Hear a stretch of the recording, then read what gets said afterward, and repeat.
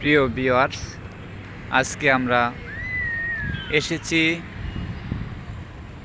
পাবনা জেলার ঈশ্বরদীতে পারমাণবিক বিদ্যুৎ কেন্দ্র প্রকল্প পরিদর্শন করতে, যেটা আমাদের দেশের জন্য একটি গর্বের, সেই সাথে দেশের বিদ্যুতের চাহিদা পূরণে এটা গুরুত্বপূর্ণ ভূমিকা পালন করবে।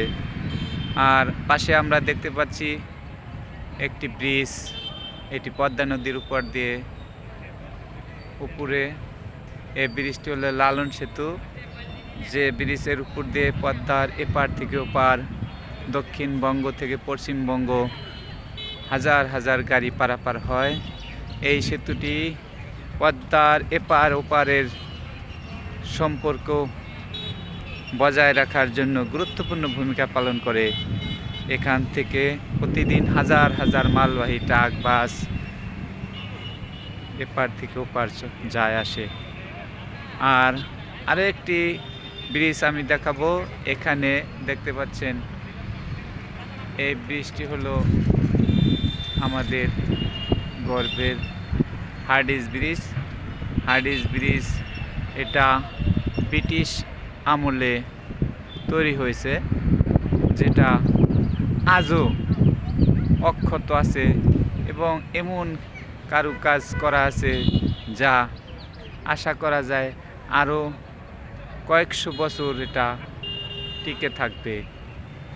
আর এই ব্রিজের পাশেই হাজার হাজার মানুষ, তারা চিত্ত বিনোদনের জন্য এসেছে, ঘুরে বিনোদন নিতে এসেছে পদ্মা পাড়ে শীতল বাতাস।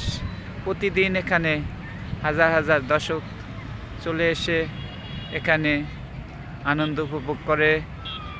এখানে প্রায় মেলা বসে, স্বভাবতই শুক্রবার একটু বেশি থাকে, অন্যান্য দিনও এখানে লোকজন থাকে।